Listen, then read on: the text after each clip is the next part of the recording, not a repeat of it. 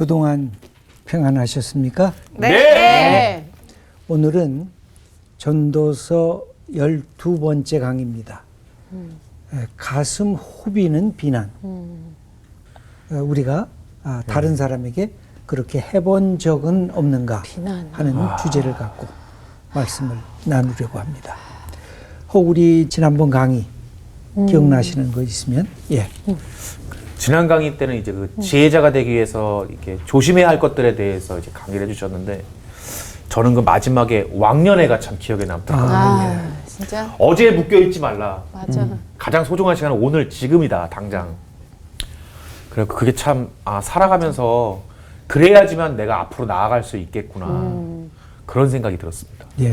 이제 나이가 들면 자꾸만 왕년회를 많이 하려고 그러죠. 제가 많이 좀 들었어요. 내가 왕년에 알았어. 왕년에 네, 알죠. 항상 옛날을 기억하는 건 굉장히 소중한 것입니다. 근데 그것을 반복으로 거기에만 묶여져 있는 것. 그게 문제가 될 수가 있는 거죠. 네. 저는 그 지혜자를 망치게 하는 그 5가지 중에서 여러 가지가 이제 저한테도 속해져 있었는데 제가 경험해본 바로는 그 분노가 생겼을 때 그 분노의 대상자한테 분노를 퍼붓는 것이 아니라 원수는 하나님이 갚으신다고 하셨잖아요. 제가 금요 예배 때 그때는 마음껏 부르짖으면서 또 기도를 할 수 있는 타이밍이 있어요. 그래서 주여를 크게 외치고 우리 한번 해보자 그러면 아버지 이 그때 그렇게 지르고 오면 속이 진짜 뻥 뚫리거든요. 그러면은 진짜 사람한테 하고 나면 후회를 막심하게 하는데 하나님한테 퍼붓고 나면 아니 진짜 내가 미안할 대상도 없고 진짜 속이 딱 뚫리는 그 순간이 있더라고요. 그래서 저는 그래서 내가 요새 일이 잘 안 풀려요. 저분 아니죠? 아니 근데 여튼간에 그래서 저도 그걸 적극 권장을 합니다. 사람한테 하지 말고 정말 하나님한테 하면 그게 어느 순간 저도 마음이 편안해지고 그런 경험이 있어서 말씀드리고 싶었어요. 아주 중요합니다. 우리가 시편을 읽어보면 시편의 상당수의 시편 기자들이 그렇게 표현을 해요. 하나님이 이게 뭐예요? 왜 나를 이렇게 힘들게 만들어요? 저기 가든 나 원수들 저 친구들 좀 없애주세요. 별기도를 다 해요. 그래서 마음에 응어리지지 않도록 그러니까 하나님 앞에 다 풀어내야 이 한맺힘이 없어져요. 건강한 신앙으로 이렇게 성숙할 수 있으니까. 근데 너무 큰 소리를 또 하다가 옆에 사람이 들으면 또 안 돼요. 그래서 저 사람 누구한테 저렇게 이게 조절을 잘해야 돼요. 아버지 이렇게 딱 이렇게 소리 조절, 강약 조절. 하여튼 그것도 지혜롭게 하셔야 됩니다. 지난주에 이제 지혜자가 되기 위해서 정말 저도 몸부림을 되게 친다고 생각하는데 참 어려운데 그 중에 이제 5가지가 방해가 되는 요소들을 쫙 따져봤을 때 제가 살아온 그 과거 요럴 때는 요게 좀 더 약했고 좀 컸을 때는 요게 좀 더 약하고 다 포함이 되는 거예요. 근데 어떨 때는 요 부분 좀 강해질 때가 있거든요. 그러면 그 부분이 약한 사람을 약간 제가 좀 정죄하게 되는 사실 저도 5가지가 다 있으면서 그래서 이게 내가 약해졌을 때보다 이게 내가 그 부분에 강해졌을 때 되게 조심해야겠다라는 생각이 들더라고요. 맞아요. 구체적으로는 얘기 안 하시고 금요 예배 때 가서 제가 부르짖겠습니다. 큰 소리로. 조절 잘해야 된다. 그럼요. 누구나 다 약점이 있죠. 그 약점을 스스로 아는 거. 그러면 이제 해결책이 시작된 거예요. 맞아요. 근데 모르는 게 문제죠. 내가 이런 점이 내가 제대로 하지 못한 부분이 있었구나. 내가 이제부터 시작해야지. 그러면 되는 것입니다.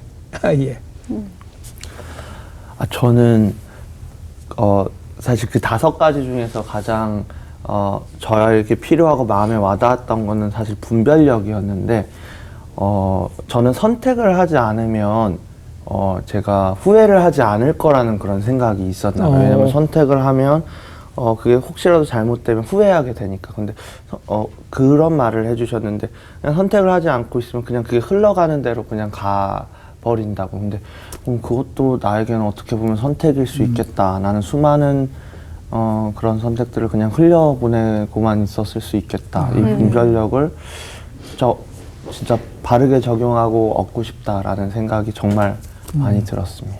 그래서 선택을 잘못할 수도 있거든요. 그래서 때로는 후회도 하고 내가 실수도 하고 실패했다 그렇게 자책감이 들 때도 있지만 그것을 통해서 그 다음번 선택할 때는 한 걸음 더 나아갈 수가 있거든요. 오늘 수업 전도서 12강 가슴을 후비는 비난 그대는 한 적이 없는가. 오늘은 12번째 강의인데 남에게 상처 주는 말, 이번 주 강의도 5개 상처받는 말이 기록이 되어 있어요. 오늘 7장에. 그래서 그것을 갖고 말씀을 나누려고 합니다. 상처받은 말 기억이 나시나요? 네. 여태까지 네. 30년, 40년 세월을 지내면서 난 이 말이 내 인생에 그 말만 생각하면 지금도 가슴이 막 떨려. 그런 말이 분명히 있을 것입니다. 또 거꾸로 남에게 심각하게 상처 준 말 그것도 기억나십니까? 네. 여기는 잘 기억이 잘 안 나요. 받은 것은 기억이 나는 거예요. 맞아. 웃긴다. 근데 내가 남한테 선물 준 거 그건 꼭 기억이 돼요. 그런데 남한테 선물을 받은 거 기억이 나나요? 그거 잘 안 나요. 이게 아주 묘한 관계가 있습니다. 그래서 그 부분을 갖고 함께 나누려고 하는데 첫 번째, 우리가 아무것도 없었을 때 누군가가 그런 말을 했어요. 야, 돈이 만능이야. 또 가난하잖아. 그런 말을 듣고 상처받은 적은 없었는지요. 이 부분에 전도서 7장 12절 읽어주시겠습니다. 지혜의 그늘 아래에 있음은 돈의 그늘 아래에 있음과 같으나 지혜에 관한 지식이 더 유익함은 지혜가 그 지혜에 있는 자를 살리기 때문이니라. 예. 여기 지혜의 그늘 아래에 있는 것과 돈의 그늘 아래에 있는 게 비슷할 정도로 돈의 힘이 막강하다는 거죠. 그런데도 불구하고 지혜가 더 소중한 사람을 살리는 능력이 있다 그러는데 제가 돈에 대한 말을 몇 가지 적어봤어요. 예. 주머니 속의 돈은 사람의 기분을 좋게 만든다. 예. 요새는 뭐 하도 이 스마트폰으로 갖고 모든 걸 결제하니까 그런 느낌이 안 드는데 예전에 아내들이 가정주부였을 때 남편의 지갑에다가 돈을 조금씩 이렇게 집어넣어 줬어요. 가서 점심시간에 다른 사람한테 커피도 한 잔 좀 사주고 이렇게 좀 넉넉한 모습을 보여주라고. 그러니까 지갑에 돈이 있으면요 어때요? 든든. 마음이 좀 편안해지지 않아요? 그냥 웬만한 거엔 다 넘어가게 됩니다. 그냥 좋아. 든든하죠. 그래서 두 번째 한번 읽어주시죠. 돈 없는 경험은 최악의 경험이다. 예. 돈이 없어 본 적이 있으신가요? 돈 없는 경험은 세상에 이거 정말 인생 최악의 나를 맞이한 그런 모습이죠. 그다음에 빌 게이츠 말인데 가난하게 태어난 것은 당신의 잘못이 아니지만 가난하게 죽는 것은 당신의 잘못이다. 예, 이게 진짜 사업가가 하는 말입니다. 이 말도 보통 사람에게는 쉽게 적용이 안 되는 말인데 빌 게이츠 같은 사람이 되니까 저렇게 당당하게 얘기를 한 거죠. 난 돈 벌었다는 거죠. 그다음에 루즈벨트가 한 말인데 돈을 잃은 사람은 많이 잃은 사람이다. 친구를 잃은 사람은 더 많은 것을 잃은 것이다. 믿음을 잃은 자는 모든 것을 잃는 것이다. 예, 돈을 잃어버리는 게 얼마나 많은 것을 우리가 상실하는 것입니까? 그러나 친구를 잃어버리면 더 큰 거.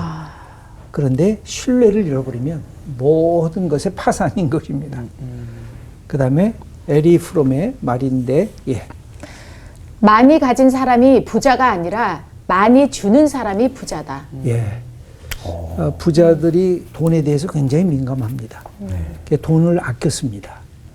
그래서 때로는 부자가 이렇게 구두쇠가 될 때도 있는데 더 중요한 것은 많은 것을 주는 게 중요한 게 아니라 작은 것을 함께 나눌 수 있는 마음을 가진 사람이 진짜 부자라는 거죠. 근데 이건 우리 인생의 모든 부분이 그렇습니다. 그래서 예수님이 하신 말씀에 유명한 말씀이 뭐예요? 받는 자보다 주는 자가 복이 있다. 난 예수님이 너무 재밌는 말씀 같아요. 받는 자가 복이 있는 게 아니라 주는 자가 복이 있구나. 그래서 우리가 여기 계신 분들이 다 주는 자가 돼야 되는데 줄라 그러면 어떻게 해야 돼요? 일단 제가 있어야죠. 받은 것이 있어야 되잖아요. 그러니까 그 마음을 가져야 그 다음에 하나님이 넘치게 주실 수가 있는 것이죠. 근데 나는 받아야 줍니다. 먼저 주세요. 그럼 이 얘는 보니까 너는 받아도 안 줄 것 같아. 그렇지. 근데 마음속에 나는 주고 싶습니다.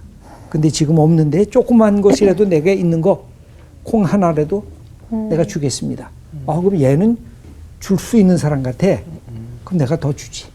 이러는 거죠. 그게 우리의 삶을 풍요롭게 만드는 특징입니다. 그래서 우리의 선언은 뭘까요? 아니야. 그래도 나는 지혜로운 사람이 될 거야. 돈의 힘이 아무리 커도 나는 지혜로운 사람이 되는 것이 첫째야. 거기에 잠언서 3장 15절. 지혜는 진주보다 귀하니 내가 사모하는 모든 것으로도 이에 비교할 수 없도다. 진주가 보석이잖아요. 그러나 지혜가 진주보다 더 소중한 거다. 그 다음에 18절. 지혜는 그 얻는 자에게 생명나무라. 지혜를 가진 자는 복되도다. 지혜는 생명나무라. 그 다음에 잠언서 4장 6절. 지혜를 버리지 말라. 그가 너를 보호하리라. 그를 사랑하라. 그가 너를 지키리라. 마치 인격체처럼 기록이 돼 있죠. 네. 지혜를 버리지 말고 그러면 지혜가 너를 보호하고 그 지혜를 사랑하면 지혜가 나를 이끌어준다는 것입니다. 여러분 지혜가 있으면 일상성 속에 감사하면서 내가 하고 싶은 일을 다 할 수가 있는 거죠. 그 다음에 두 번째입니다. 인생 네 마음대로 안 돼. 인생이 이렇게 녹록한 게 아니야. 그런 말을 우리가 들었을 때 그때 도망가고 싶은 적은 없었는가. 우리 전도서 7장 13절. 하나님께서 행하신 일을 보라. 하나님께서 굽게 하신 것을 누가 능히 곧게 하겠느냐. 이게 가끔 하나님 앞에서 우리가 화날 때 하나님 뭐예요? 내가 이렇게 해도 하나님 안 듣잖아요. 나는 곧장 가려고 그러는데 하나님 삐뚤어가게 하잖아요. 도대체 뭐예요? 이렇게 하나님 앞에서 저항하고 싶은 마음이 있습니다. 전도서 7장 14절. 형통한 날에는 기뻐하고 곤고한 날에는 되돌아보아라. 제가 서울신문에 보도된 것 중에 2030의 세대의 고립감, 무한 경쟁과 폭력의 마음의 문을 2030 세대가 이렇게 닫고 있는 거예요. 소위 MZ 세대죠. 근데 그 고립의 원인을 찾아봤더니 성격 등 개인 문제, 대학 취업 등 실패 경험, 소득 주고 등 경제적 문제, 따돌림, 폭력 경험 등이었는데 제가 도표로 된 것을 이렇게 그대로 따왔습니다. 도망가고 싶은 심정이 있었다는 거죠. 가족 외에 만나지 않은 고립 상태를 경험한 적이 있느냐 하고 2030 세대에게 물어봤어요. 그랬더니 절반이 나 아무도 만나고 싶지 않아. 그런 마음을 품은 적이 있었다는 거예요. 그러니까 고립감을 느끼는 거죠. 그래서 정서적으로 의지할 사람 없거나 심리적 고립감을 경험한 적이 있느냐라고 물어봤더니 56.6%가 나 정서적으로 의지할 상대가 없어. 그래? 종종이 21%니까 무려 80%가 넘는 이 사람들이 난 누구도 친구가 없는 것 같아. 하고 스스로 자기의 창문을, 마음의 창문을 닫아둔 모습을 볼 수가 있습니다. 처칠이 한 말인데 우리 한번 읽어주시죠. 성공은 최종적인 게 아니며 실패는 치명적인 것이 아니다. 중요한 것은 지속하고자 하는 용기이다. 이 처칠이 유명한 never, never, never give up. 결코 포기하지 마라. 라고 하는 유명한 말을 한 인물이죠. 근데 성공이 최종적인 게 아니고 실패가 치명적인 게 아니다. 제일 중요한 것은 내가 또 시작할 거야. 내가 또 도전해 볼 거야. 그런 마음이 있는 것. 이게 모든 분야에 마찬가지입니다. 내가 하는 분야가 어떤 분야든 상관없이 이런 마음으로 계속해서 진행해 나가는 것입니다. 그래서 인생 내 마음대로 안 돼. 그런 얘기를 들었을 때 도망가면 안 되는 거죠. 저항해야 돼. 아니야. 나는 네 그 말 거기에 내가 넘어갈 수가 없어. 난 저항할 거야. 그러니까 자기 자신을 격려할 줄 아는 이게 연습을 해야 됩니다. 그리고 다시 목표를 정하고 다시 도전하는 것. 이것은 신앙적으로 보면 다시 예수님과 함께 이 하나님 앞에서 자기 자신을 돌아보면서 다시 출발하는 것이라고 할 수가 있습니다. 그래서 우리의 선언 한번 읽어 보겠습니다. 아니야. 그래도 나는 다시 시도하고 도전할 거야. 예. 그래서 이게 우리의 도전이에요. 근데 이걸 뭘 갖고 우리가 할 수 있냐면 갈라디아서 6장 9절. 우리가 선을 행하되 낙심하지 말지니 포기하지 아니하면 때가 이름에 거두리라. 예. 아주 좋은 말씀이죠. 네. 우리가 선을 행하는 것은 주님과 함께 살아가는 우리의 신앙을 지키는 것. 그런데도 불구하고 잘 안 되고 우리의 상황이 점점 힘들게 되는 경우가 있다는 것이죠. 그때에도 낙심하지 말고 포기하지 아니하면 때가 이름에 거두리라. 네. 목표가 있는데 포기하지 아니하면 아름다운 결실이 맺어질 거다. 이것을 붙잡고 나가라는 것이죠. 그 다음에 세 번째, 우리를 힘들게 하는 것이 세상 참 불공평해. 그 사실 앞에 우라통이 터진 적은 없었는가. 이게 뭐야, 세상 이게 진짜 형편없네. 그죠? 그런 생각을 가질 때가 있었죠. 전도서 10장 15절. 내 허무한 날을 사는 동안 내가 그 모든 일을 살펴보았더니 자기의 의로움에도 불구하고 멸망하는 의인이 있고 자기의 악행에도 불구하고 장수하는 악인이 있으니. 예. 이게 벌써 2000년도 지난 옛날 세계 속에서 이런 경험들이 있는 거예요. 저놈은 못된 놈인데 저놈 왜 잘 되지? 왜 저놈 오래 살지? 이렇게 착한 사람은 뭐야 이렇게 빨리 이 세상을 떠나지? 이런 고통스러운 삶의 불공평성을 경험하고 있다는 것입니다. 막 화가 나는 거죠. 우라통이 터지는 거죠. 네. 한국일보가 2021년에 이게 조사해서 발표한 내용인데 한국은 희망이 없는 헬조선 사회다. 그런데 전체로 보니까 36.9% 3분의 1 이상이 공감한다. 그 다음에 57.6%가 공감하지 않는다. 그래도 아직 뭐가 많아요? 헬조선 그렇게 말할 수는 없다. 그런데 놀랍게도요. 연령별로 보면은 완전히 차이가 납니다. 60대 이상은 그래도 긍정적으로 보고 있죠. 네. 근데 20대를 보세요.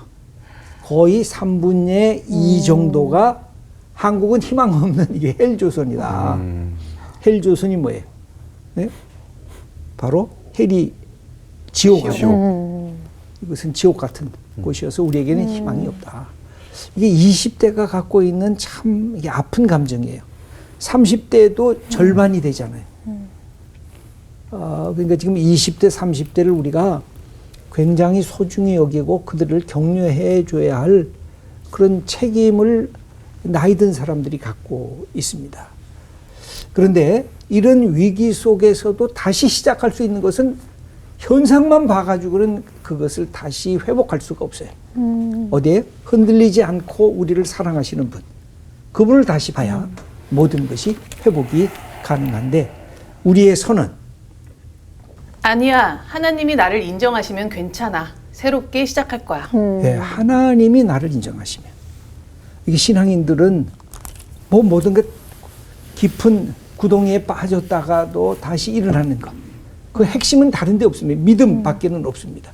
그 믿음이 바로 하나님이 나를 인정하시면 하나님이 나를 복되다고 말씀하시면 그래서 로마서 8장 31절과 32절 너무 중요한 말씀인데 바울은 이 말씀을 그냥 우리들에게 가르쳐 주기 위해서 어마어마하게 그의 글에 강조점을 가지면서 쓴 그 귀절입니다. 읽어주시죠. 크게. 만일 하나님이 우리를 위하시면 누가 우리를 대적하리요. 자기 아들을 아끼지 아니하시고 우리 모든 사람을 위하여 내주신 이가 어찌 그 아들과 함께 모든 것을 우리에게 주시지 아니하겠느냐. 예, 이게 참 아주 중요한 부분입니다. 사람들은 혹 나를 향해서 비판도 하고 나를 향해서 적대적인 감정으로 다가올 수 있다고 하더라도 내가 하나님 앞에서 하나님이 우리를 위하시면 누가 우리를 대적하리요. 이게 저도 위기나 어려움을 겪을 때마다 제일 먼저 떠오르는 분이 예수 그리스도예요. 예수님이 십자가의 고난을 받으시면서 저 깊은 아픔의 길을 혼자 뚜벅뚜벅 걸으셨을 때 얼마나 힘드셨을까. 나 같은 사람이 당하는 이 어려움은 소위 세상 말로 세 발의 피구나. 이게 아무것도 아니구나. 아니, 내가 이것 갖고 여기서 무너질 수 없지. 내가 다시 일어서야지. 이게 우리 믿음의 사람들이 갖게 되는 아주 소중한 건데, 하나님은 어떤 분이냐. 자기 아들을 나를 위해서 내놓으셨다고 하면 누가 나를 감히 이 세상 속에서 나를 몰락의 길로, 나를 구렁텅이로 몰아갈 수가 있겠느냐. 아니다. 나는 승리자가 될 수 있다. 이런 강력한 선언인 것입니다. 그 다음에 네 번째입니다. 나를 이유 없이 비난해. 그 사람은 무조건 어디 가서든지 나를 비난하고 다녀. 너 이거 너무 억울해. 이런 경우들이 있죠. 전도서 7장 21절. 또한 사람들이 하는 모든 말에 내 마음을 두지 말라. 그리하면 내 종이 너를 저주하는 것을 듣지 아니하리라. 너도 가끔 사람을 저주하였다는 것을 내 마음도 알고 있느니라. 예. 아, 다른 사람들이 나에 대해서 비판도 하고 저주도 하는 거 너무 거기에 괴념하지 말라. 너도 다른 사람 안 들을 때 너도 다른 사람 비판하고 다른 사람 저주하고 그러지 않았느냐.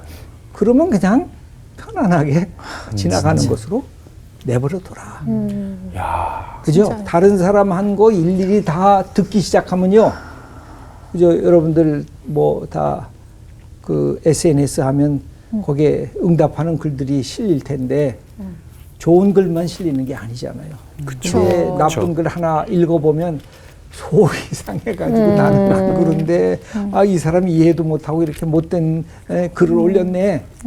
근데 나도 누군가의 뭘 보고서 그놈 나쁜 놈인데 하고 나도 욕한 적이 있지 않았는가. 그걸 생각하면 그냥 흘려보낼 건 이건 진짜 흘려보내야 돼. 그냥 너 가는 대로 가 하고 그냥 흘려보내면 그 다음 우리가 살아갈 수 있는 지혜를 얻을 수 있다는 것이죠. 그래서 윗사람들이 욕설을 퍼부을 때 아랫사람들이 고약한 저주를 할 때 낱낱이 귀담아 듣지 말라는 것이죠. 나 자신도 그 속에서 똑같은 패턴으로 수다를 떨고 욕하지는 않았던가 좀 기억해 보면 그죠? 이게 네. 넘어가야 할 이유가 있습니다. 이 시대상의 문제는 뭘까요? 그걸 읽어주시죠.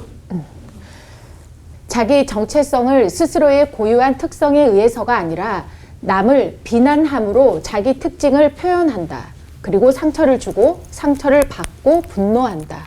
예, 여기 중요한 표현이 있는데 자기 정체성을 남을 비난하는 것으로 자기 정체성을 삼는 사람들이 있어요. 이게 정치적으로도 보수와 진보를 남을 비난함으로 자기는 보수고 자기는 진보라고 얘기를 해요. 근데 진정한 보수와 진정한 진보는 뭐예요? 나는 이러이러한 것들을 관심 갖고 주장을 해서 나는 보수야. 나는 이래이래해서 나는 진보야. 그게 올바른 모습인 것이죠. 근데 남을 정죄하면서 나를 드러내려고 하는 사람들. 여기에 이 시대상이 갖고 있는 어려운 문제점이 있다고 보여집니다. 그러면 한번 도표로 보겠는데 현재 한국 사회의 혐오 표현이 심각하다고 인식하고 있는가? 이 코로나 바로 전에 조사한 건데 지금은 더 이게 세졌을 겁니다. 심각하다는 표현이 96.3%예요. 한국 사회의 갈등과 혐오가. 그 다음에 심각하지 않음이 3.7%예요. 그러니까 한국 사람들 전체가 다 그렇게 느끼는 거예요. 우리 사회는 너무 혐오적 갈등의 구조 속에 지금 놓여 있다. 정치, 사회, 경제, 그 다음에 종교, 이 모든 관계가 내 것이 아니면 전부 다 죽어야 돼. 저 사람 없어져야 돼. 이게 너무 강력한 거예요. 여러분, 대화라는 건 뭐예요? 나와 의견이 달라도 더 큰 목표를 향해서 우리가 같이 갈 수 있겠냐? 그럼 대화자가 되는 거잖아요. 네. 근데 그 대화가 안 되는 거예요. 저놈들이 없어져야 내가 사는 거예요. 그러니까 모든 언어나 행동이 살벌해지는 것입니다. 이 점이 저는 한국 사회를 보면서 너무 가슴 아픈 부분의 하나라고 할 수가 있겠습니다. 그러면 우리의 선언은 어떻게 해야 될까요? 예. 아니야, 사람의 말에 나는 휘둘리지 않을 거야. 예. 아니야. 사람의 말에 나는 휘둘리지 않을 거야. 사도행전 4장 19절 말씀. 베드로와 요한이 대답하여 이르되 하나님 앞에서 너희의 말을 듣는 것이 하나님의 말씀을 듣는 것보다 옳은가 판단하라. 예. 그 베드로와 요한이 성령 충만한 하나님의 사람이 되고 나서는 거기에 있는 종교적 지도자들이 너 예수의 이름으로 말하면 안 돼. 너 왜 하나님의 주시는 이 복음의 역사를 그렇게 네 마음대로 증거하려고 해? 못하게 했어요. 베드로가 하는 말이 내가 너희들 말 듣는 게 옳으냐? 아니면 하나님의 말씀을 듣는 게 옳으냐? 그때 아주 당당한 아주 담대한 용기 있는 믿음의 사람이 된 것을 볼 수가 있습니다. 이 사람의 말은 귀를 기울여야 하죠. 그러나 거기에 얽매이지 않는 훈련을 끊임없이 해야 돼요. 이게 안 되면 우리가 갖고 있는 삶의 모든 것들을 놓칠 수가 있어요. 이제 5번째입니다. 우리 여성들에게 특별히 해당이 되는데 여자이기에 자격 없어. 이런 말을 들어보신 적 있나요? 저는 모르겠어요. 크게 의식을 안 해서 그런지 차별을 받았다라는 생각은 없었던. 요즘은 많이 여성에 대한 그 의식이 많이 높아져서. 아니, 어렸을 때부터도 부모님이 좋은 부모님이셨던 것 같아요. 저희는 딸을 더 우대했습니다. 근데 어떻게 경상도 여성인데 그게 가능했네요? 모르겠어요. 저희 아빠는 예를 들어 좀 짧은 반바지를 입잖아요. 네. 그럼 제가 저희 아빠한테 아빠 이거 좀 짧지 않아? 그러면 아니 더 짧아야 이쁘다고. 옛날에 그렇게 표현하실 정도로 그랬던 환경이라. 아버님이 아주 개방성이 네, 있는 네. 그런 어른이셨네요. 네. 그건 보통 사람이 그렇게 쉽게 가질 수가 없는 그런 딸에 대한 소중함을 알면서 딸이 이쁘고 멋진 것을 그대로 표현할 수 있게끔 그렇게 해주셨네요. 네, 어떠세요? 저는 이제 어렸을 때는 그 할머니가 조금 그런 차별이 있었던 것 같고요. 근데 엄마 아빠는 그런 게 전혀 없었는데 아무래도 조금 페미니즘에 관심을 가졌던 적이 있기 때문에 제가 겪지 않았다고 해서 이 사회에 그런 게 없다고 생각을 안 하게 되더라고요. 그래서 이제 인권이나 여성의 권리가 성장했으나 아직도 곳곳에는 또 억울한 부분이 있는 것으로 제가 알고는 있습니다. 네. 그래서 여자에게 자격 없어 이런 말을 들으면서 혹 극렬 나는 페미니스트가 될래 이런 마음의 그런 각오를 가진 적은 없었는가. 그래서 이것도 한번 이게 이제 성경과 오늘의 시대를 연관 지으면서 한번 찾아보겠습니다. 전도서 7장 28절. 내 마음이 계속 찾아보았으나 아직도 찾지 못한 것이 이것이라. 1000사람 가운데서 한 사람을 내가 찾았으나 이 모든 사람들 중에서 여자는 한 사람도 찾지 못하였느니라. 예, 여기 보면 지혜자를 1000명 중에서 남자 지혜자는 1명을 찾았다는 거예요. 근데 자기가 보니까 여자 중에는 아직도 못 찾았다는 거죠. 그래서 약간 여성 폄하적인, 약간이 아니라 아마 두 분이 보시기엔 더 강력한 여성 폄하적인 그 글을 마지막에 이렇게 남기고 있습니다. 그런데 정말 그럴까? 국가인권위원회에서 2021년 국가인권실태조사를 한 보고서가 있습니다.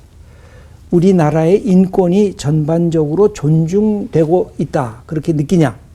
그랬더니 2030 남성은 82.3%가, 여성은 76.7%가 그렇게 대답을 했습니다. 그런데 그렇다면 여성의 인권, 그러니까 그냥 남자 여자 통틀어서 인권이 아니라 여성의 인권은 존중받고 있느냐라고 물었더니 여기 도표가 하나가 나와 있는데 20대 남성은 여성 존중받고 있지 90%가 넘습니다. 그 다음에 40, 50대는 86%, 그 다음에 60대도 86%가 비슷합니다. 그런데 놀랍게도 여성들이 여성이 존중받고 있지 못해, 그런 느낌을 더 많이 갖고 있는 거예요. 20대, 30대가 74.2%, 그러니까 4분의 1, 네. 4명 중에 1명이 여성 인권 아직도 억압받고 있어. 그렇게 느끼고 있는 거예요.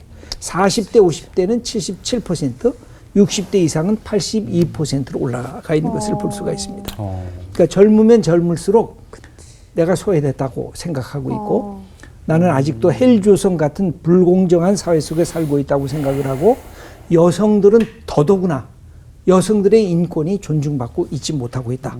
이걸 더 실감나게 경험하고 있다는 것이죠. 그래서 여기서 뭘 말씀드리고 싶으냐면, 우리의 선언, 이거 여성 두 분이 이 선언을 동시에 같이 해야 될 것입니다. 예.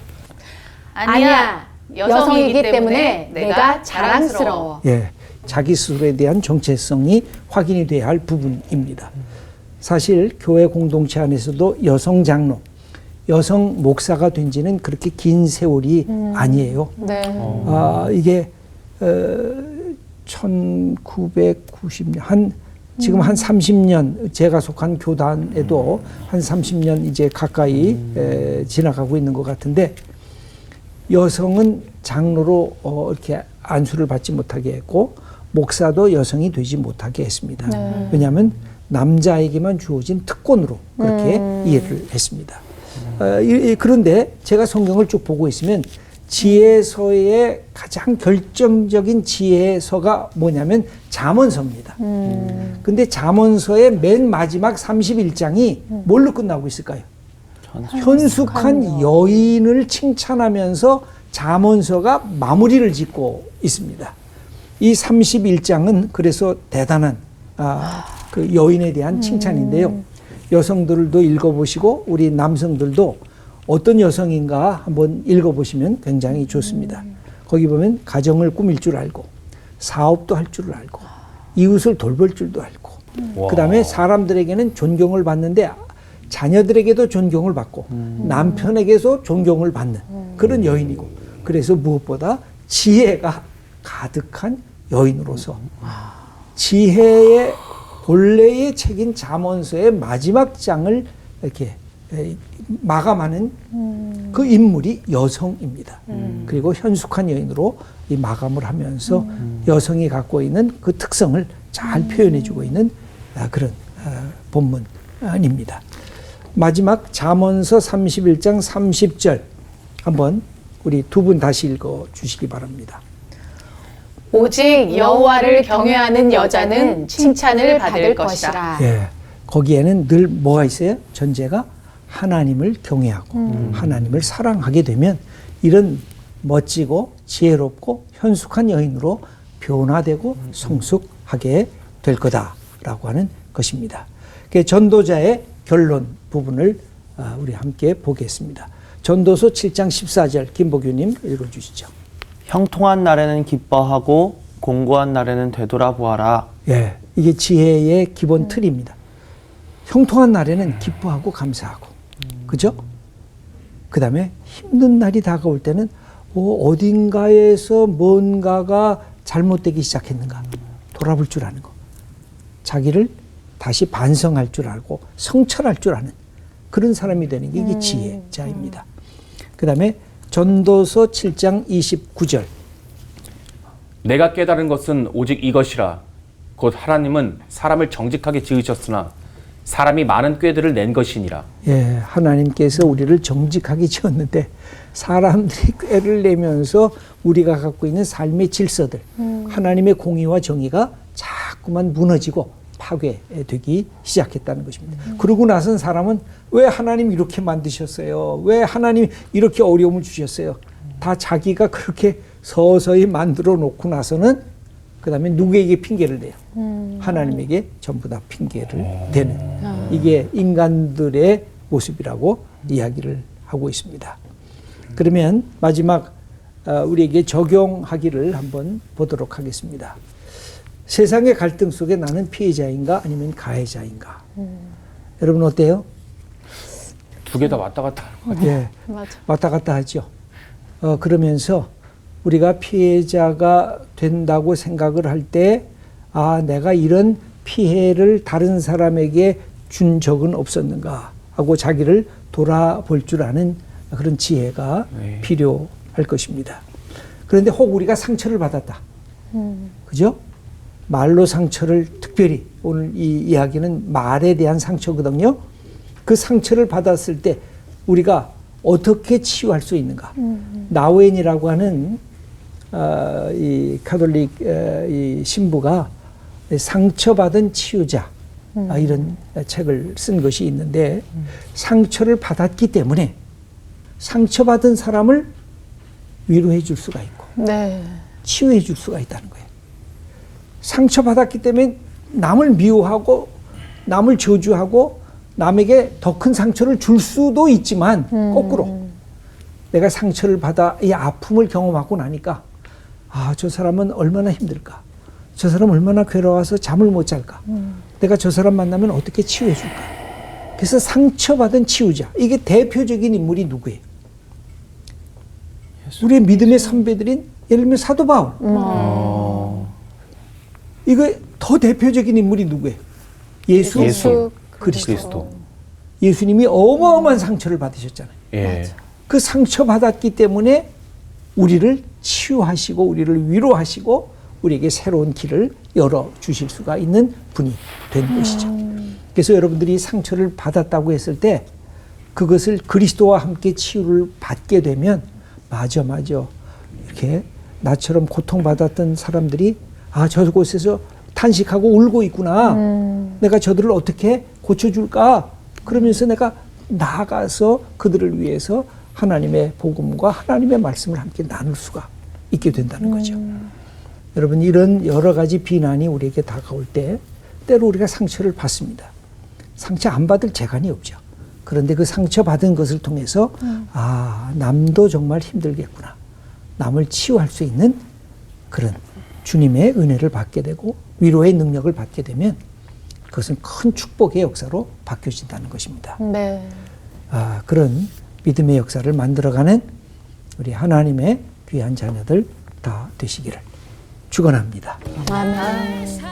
오늘 강의는 여기서 마무리하겠습니다. 감사합니다. 감사합니다. 아, 진짜 상처받은 치유자라는 게 너무 멋있는 말처럼 다가온다. 그 상처를 받아야지 그 상처받은 거를 하나님으로 내가 온전히 치유가 되었을 때 그 상처에 있어서는 정말 권위자가 되는 것 같아요. 맞아. 그 사람들을 내가 아픈 사람들을 치유할 수 있는 그런 사람들이 돼야겠다. 그 진짜 안타까운 게 이 피해자가 나중에는 가해자가 돼서 이게 대물림 되는 경우들이 꽤 있잖아요. 근데 상처는 진짜 별이 된다라는 그런 말이 있는데 진짜 방금 이제 수지가 얘기했던 것처럼 진짜 상처받은 사람이 되려 상처받은 사람을 이렇게 안아줄 때 그 공감력이 엄청나다고 생각이 들거든요. 그러니까 우리가 정말 그런 사람이 돼야 되지 않나 이런 생각이 드네요. 저는 아까 앞에 그 남을 그 세게 비난한 적이 있냐는 그거를 딱 봤을 때 곰곰이 생각해 보니까 가장 가까운 사람들한테 가장 센 비난을 했던 것 같아요. 내가 살면서 와이프라든가 부모님, 맞아요. 친구 중에서도 또 제일 친한 친구한테 그럴 때가 있잖아요. 정말 가까운 사람들한테 그걸 다시 한번 좀 생각하면서 그러지 말아야겠다. 가까운 사람일수록 더 사랑하고 그런 생각을 했습니다. 고백의 시간인가요? 근데 뭐 반 고백 안 해도 다 알고 있어서 우리 이제 잘 회복해야죠. 예. 자, 상처받은 치유자로 그렇게 또 살로 나가죠. 예. 갑시다. 갑시다. 차차.